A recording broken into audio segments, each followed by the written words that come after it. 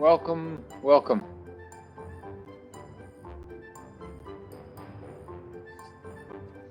We're going to wait for just a second to make sure everyone can get on before we start, okay?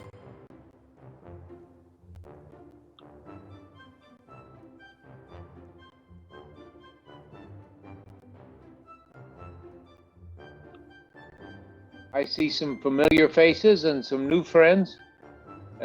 Hello, everyone.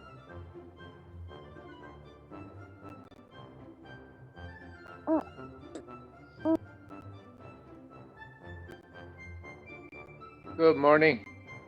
I'm sorry for the mix-up if you were in the 11 o'clock group. It turns out that technology failed us at NIH and the internet was down at 11. So maybe some of you guys were going to be on at 11. You joined us at 12, but thank you for joining us in any case. So let's see. I'm going to get going just in case people can join us late if they need to. I'm John Hanover, and I've been running a lab in the intramural, so-called intramural, inside the NIH for about 40 years. And have developed a program interested in diseases of aging. And the diseases of aging we study are type 2 diabetes, immunity, and neurodegeneration, all of which, happen in the, later in your life or your parents' life. So we're very interested in these diseases of aging, as we call it. And so one of the reasons that diseases are hard to study is you have to look at the disease in the context of the whole organism. And so we've decided to use 3 different model organisms over the course of time. And so, in the examples we're going to show you, we've looked at worms, flies, and mice. And what we'd like to do is tell you why we study each of these and some of their unique features.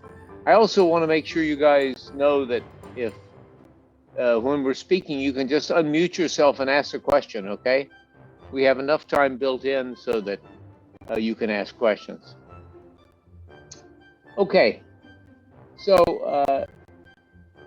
the first question I'd like to pose is, why do we use worms and mice and flies in science, and what's unique about these organisms? So we study them because they're just like us, just different. I mean, just different in very specific ways, and we'll be talking about those specific ways. They're almost just like us. They have chromosomes, they have cells that look just like ours, but they're different in many ways, and so those differences can actually be helpful in trying to understand biology and disease.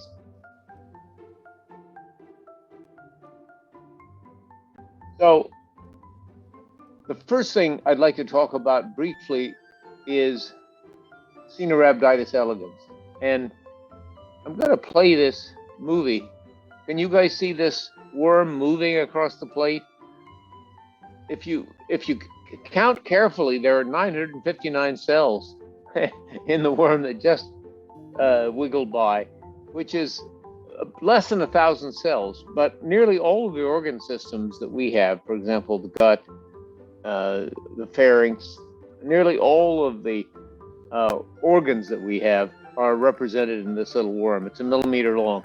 And when Dan Consman talks about C. elegans, make sure you ask him lots of questions about the worm. The other organism is the fly, Drosophila melanogaster.